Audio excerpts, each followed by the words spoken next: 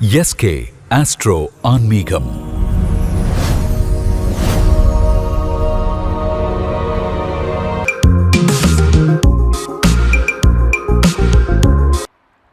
துலாம் ராசி நேயர்களே, இத்தனை நாட்கள் உங்களுக்கு 9ஆம் பாவம் என்று சொல்லப்பட்ட பாக்கியஸ்தானத்திலே, அதாவது ஒரு பழமொழி சொல்லுவாங்க, ஓடி போனவனுக்கு 9ல் குரும்பாங்க. ஒன்றும் பிழைக்கவே முடியலன்னு பிழைப்பு தேடி வெளியே போனால் கூட 9ல் குரு இருந்தால் பிழைச்சிக்குவாங்களாம். அந்தளவுக்கு அந்த பாக்கியஸ்தானத்திலே குரு இத்தனை நாட்கள் உங்களுக்கு சஞ்சாரம் செய்து கொண்டிருந்தார். அவர் அங்கிருந்து 10ஆம் பாவத்திற்கு, கடகத்திற்கு அங்கே சென்று உச்சமடைய போகிறார். 9ஆம் பாவத்திலே உங்களுக்கு இத்தனை நாட்கள் அவர் ரஜத மூர்த்தியாக, அதாவது வெள்ளி மூர்த்தியாக சஞ்சாரம் செய்து சிறப்பான பலன்களை கொடுத்து கொண்டிருந்தார். ஏன்னா சனியே உங்களுக்கு நல்ல ஸ்தானத்தில் இருக்கார். 6ஆம் பாவத்திலே சனி இருப்பது மிகச்சிறந்த யோக பலன்களை செய்யும் என்று சாஸ்திரங்களிலே சொல்லப்பட்டிருக்கிறது. ஸோ இவ்வாறு முக்கியமான கிரகங்கள் உங்களுக்கு நல்ல இடத்திலே சஞ்சாரம் செய்து கொண்டிருந்த காரணத்தினாலே சிறப்பான யோக பலன்களை அனுபவித்து கொண்டு இருக்கிறீர்கள். அடுத்து வரக்கூடிய பயிற்சி கொஞ்சம் உங்களை சோதிக்கும் விதமாகத்தான் இருக்க போகிறது. ஏன்னா 10ஆம் பாவத்திலே வரக்கூடிய குரு பகவான் லோகமூர்த்தியாக, அதாவது இரும்பு என்று சொல்லப்பட்ட மூர்த்தியாக நிர்ணயமாக இருக்கிறார். பொதுவாகவே இந்த லோகமூர்த்தி என்று சொல்லும்போது அவரிடத்திலே நற்பலன்களை அவ்வளோ சாதாரணமாக பெற முடியாது. அதிகமான உங்களுடைய வேண்டுதல்கள், முறையீடுகள், கோயில்களுக்கு சென்று உங்களுடைய வழிபாடுகளை செய்து கொண்டே இருக்க வேண்டும். அவ்வாறு செய்து கொண்டு இருக்கும்போது ஓரளவு நற்பலன்களை நீங்கள் எதிர்பார்க்கலாம். 10ஆம் பாவத்திலே வரும்போது ஈசனார் ஒரு தலையோட்டிலே இறந்துண்டதும் என்று சொல்லப்பட்டிருக்கிறது. அதனால் புதிய முயற்சிகளை தள்ளி போடுவது நல்லது. ஆரம்ப காலகட்டம் தான். அடுத்தது அவர் சிம்மராசிக்கு உள்ளே வரும்போது உங்களுக்கு 11ஆம் பாவத்திலே லாபஸ்தானத்திலே உள்ளே வரப்போகிறார். அவ்வாறு வரும்போது நீங்கள் புதிய முயற்சிகளை செய்யலாம். அங்கே சிம்மராசிக்கு வரும்போது அவர் ரஜதமூர்த்தியாக, வெள்ளி மூர்த்தியாக வரப்போகிறார். அந்த காலகட்டம் நீங்கள் ஓரளவு நல்ல பலன்களை எதிர்பார்க்கலாம். அதன் பிறகு நிவர்த்தியாகி மீண்டும் கடகத்திற்கு வரும்போதும் தாமிரமூர்த்தியாக வருகிறார். அப்போ தாமிரமூர்த்தியும் லோகமூர்த்தியும் பெரும்பாலான உங்களுக்கு இந்த குரு பயிற்சியிலே பலன் தரப்பவர்களாக இருக்கிறார்கள். கண்டிப்பாக நீங்கள் வழிபாட்டு முறைகளை சற்று தீவிரப்படுத்த வேண்டும். புதிய தொழில் முனைவர்கள், புதுசாக நான் தொழில் ஆரம்பிக்கணும்னு நினைக்கிறவங்க என்ன பண்ணுங்க, கொஞ்சம் தள்ளி போடுங்க. 10ஆம் பாவத்திலே இருந்து குரு தன்னுடைய சிறப்பு பார்வையாக 6ஆம் பாவத்தையும் 2ஆம் பாவத்தையும் பார்வை செய்ய போகிறார். 6ஆம் பாவத்திலே ஏற்கனவே சனி சஞ்சாரம் இருக்கிறது. அங்கே இருந்து குருவனுடைய இந்த யோக பார்வையும் சேர்ந்து கொண்டு உங்களுக்கு உத்தியோகத்திலே மிகச்சிறந்த பலன்களையும், உத்தியோகத்திலே யார் யாரெல்லாம் இந்த துளாராசி அன்பர்கள் ஒரு ப்ரமோஷனுக்காக வெயிட் பண்ணிட்டு இருக்கிறீங்களோ அவங்களுக்கெல்லாம் கண்டிப்பாக ப்ரமோஷன் தேடி வரும். தாராளமாக நீங்கள் இந்த வருடத்தின் பிற்பகுதியாகட்டும் நீங்கள் இந்த ப்ரமோஷனை தாராளமாக ஏற்றுக்கொள்ளலாம். சிறப்பாக இருக்கும். அதன் மூலியமாக ஒரு இடமாற்றத்தையும் உங்களுக்கு தருவதாக இருக்கிறது. பிற்பகுதியிலே லாபஸ்தானத்திற்கு உள்ளே வருகிறார். லாபஸ்தானத்திற்கு அங்கே இருந்து உங்களுடைய 3, 7, 11 என்கிற அந்த காமத்திரிகோண ராசிகளை பார்வையிடப் போகிறார்.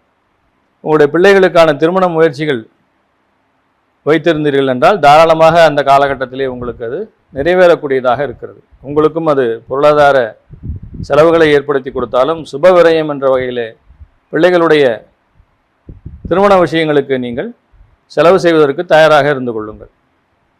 திருமணத்திற்காக காத்திருக்கக்கூடிய வரன்களுக்கும் பிற்பகுதியிலே அற்புதமான உங்களுக்கு திருமண யோகம் என்பது ஏற்பட போகிறது. அந்த 3, 7, 11 காமத்திரிகோண ராசிகளை குரு தன்னுடைய சிறப்பு பார்வையினாலே என்ன பண்ண போகிறாருங்க, வலுவடைய செய்ய போகிறார். அதனால் கண்டிப்பாக உங்களுக்கு திருமணமாகட்டும், மறுமணத்திற்காக காத்து கொண்டிருப்பவர்களுக்கும், பிரிந்திருக்கக்கூடிய தம்பதிகள் ஒன்று சேர்வதற்கும் இந்த குருவனுடைய 11ஆம் பாவ சஞ்சாரம், அங்கே அவர் ரஜதமூர்த்தியாக, வெள்ளி மூர்த்தியாக உள்ளே வருகிறார் என்று சொல்லியிருக்கிறேன். சிம்ம ராசிக்கு வரும்போது ரஜதமூர்த்தியாக வருகிறார். சிறப்பான பலன்களை அவர் லாபம், பொருளாதார விஷயத்திலும் உங்களுக்கு லாபத்தை தருவதற்கு தயாராக இருக்கிறார். அதே போல் இடமாற்றம் வருவதற்கான வாய்ப்புகள் இருக்கிறது. பதவி உயர்வோடு சேர்ந்து இடமாற்றங்கள் வரும்போது நீங்கள் தாராளமாக அதை ஏற்றுக்கொள்ளலாம். சொந்த தொழில் செய்பவர்களுக்கும் இது லாபகரமான காலமாக இந்த வருடத்தினுடைய பிற்பகுதியிலே இருந்து மாறப்போகிறது. வக்கர நிவர்த்தி அடைந்து வைகாசி மாதம், அதாவது 2027 பிப்ரவரியிலே மீண்டும் அவர் கடகராசிக்குள்ளே வரும்போது தாமிரமூர்த்தியாகத்தான் உள்ளே வருகிறார். ஆக நீங்கள் வழிபாட்டு முறைகளை செய்து அவர்களிடத்திலே நற்பலன்களை பெற வேண்டும். துலாம் என்பது காற்று வீடு என்கிற காரணத்தினாலே மந்திர ஜபங்களை அதிகமாக செய்ய வேண்டும். ஏற்கனவே சொன்னது போல குரு காயத்ரியை தினமும் 16 முறை காலையிலே தேவானாஞ்ச ரிஷினாஞ்ச குரும் காஞ்சன சன்னிபம் பக்திபூதம் திரிலோகேசம் தம் நமாமி பிரகஸ்பதிம் என்கிற இந்த காயத்ரி ஜபத்தை தினமும் காலையிலே குளித்துவிட்டு சூரிய நமஸ்காரம் செய்து 16 முறை ஜபம் செய்து வரும்போது மிகச்சிறந்த நற்பலன்களை குரு பகவான் உங்களுக்கு தருவார். அதே போல குருமார்களுடைய வழிபாடுகளை செய்து வாருங்கள். ஜீவசமாதி வழிபாடுகளை செய்யுங்கள். குறிப்பாக நெரூரிலே இருக்கக்கூடிய சதாசிவ பிரமேந்திரரை வருடத்திற்கு ஒரு முறையாவது இந்த குருபயிற்சி காலத்திலே சென்று நீங்கள் எங்கிருந்தாலும் அவரை போய் சென்று பார்த்து தரிசனம் செய்துவிட்டு வரும்போது மிகச்சிறப்பான உங்களுக்கு இந்த 10ஆம் பாவத்திலே இருக்கக்கூடிய அந்த கெடுபலன்களை எல்லாம் நிவர்த்தியாகி நற்பலன்களை அவர் உங்களுக்கு செய்து தருவார். அதே போல் குழந்தைகளுக்கு இனிப்பு பொருட்களை தானமாக கொடுங்க. குருன்னா அந்த ஒரு குரு மட்டும் இல்லைங்க. நீங்கள் ராகவேந்திர சுவாமியோ சாயியோ யாரை உங்களுக்கு நீங்கள் மானசீகமாக உங்கள் மனதிற்கு எந்த குருவை உங்கள் மனது ஈர்க்கிறதோ அந்த குருவனுடைய நாமத்தை ஜபம் செய்து கொண்டே வாருங்கள். இந்த துளாராசி அன்பர்கள் இந்த நாம ஜபத்தின் மூலயமாக அல்லது ராமநாமம் தொடர்ந்து ராமநாமத்தை ஜபம் செய்து கொண்டு வந்தாலும் மிகச்சிறப்பான யோக பலன்களை எதிர்பார்க்கலாம். ஆரோக்கியம் ஓரளவு சிறப்பாகவே இருக்க போகிறது. பொருளாதாரம் ஓரளவு சுமாராக இருக்க போகிறது. 10ஆம் பாவத்திலே உள்ளே வரும்போது புதிய தொழில் முயற்சிகளை செய்யாமல் இருப்பது நல்லது. பிற்பகுதியிலே லாபஸ்தானத்திற்கு வரும்போது ஓரளவு ஜாக்கிரதையாக இந்த முயற்சிகளை செய்யுங்கள். கண்டிப்பாக அதிலே நற்பலன்களை அனுபவிக்க முடியும். மொத்தத்திலே உங்களுக்கு ஓரளவுக்கு சுமாரான ஒரு பயிற்சியாக இது இருக்க போகிறது. நாம் குறிப்பிட்ட அந்த பரிகார முறைகளை செய்து வெற்றி காணுங்கள். நன்றி.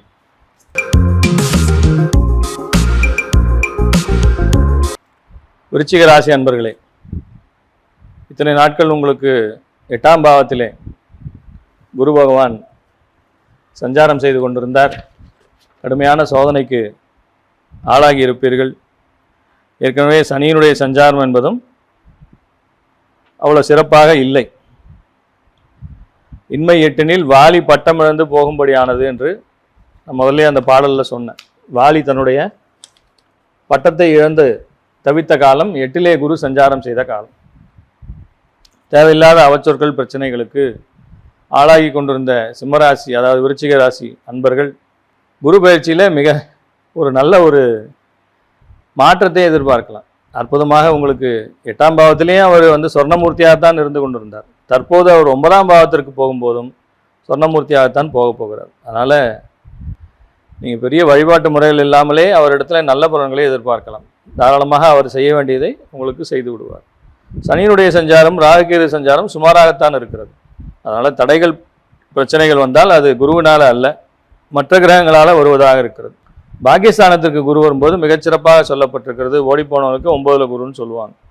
அதனால் உங்கள் தொழில் தடைகள் எல்லாம் விலகி நீங்கள் ஒரு இடமாற்றத்திற்காக வெயிட் பண்ணிட்டு இருந்தால் இடமாற்றம் செய்யலாம். தாராளமாக உங்களுக்கு அது தூரதேசம் செல்வதாலும் சரி, வெளி மாநிலங்களுக்கோ அல்லது வெளி ஊர்களுக்கோ சென்று உங்களுடைய தொழில் முயற்சியை செய்யும்போது அதில் மிகச்சிறந்த ஒரு யோக பலன்களை நீங்கள் எதிர்பார்க்கலாம். அதனால் இந்த 9ஆம் பாவத்தில் இருக்கும்போதும் குலதெய்வத்தினுடைய அருள் அவருடைய தன்னுடைய சிறப்பு பார்வையினாலே 1, 5, 9 உங்களுடைய ஜென்ம ராசியை பார்க்கிறார்.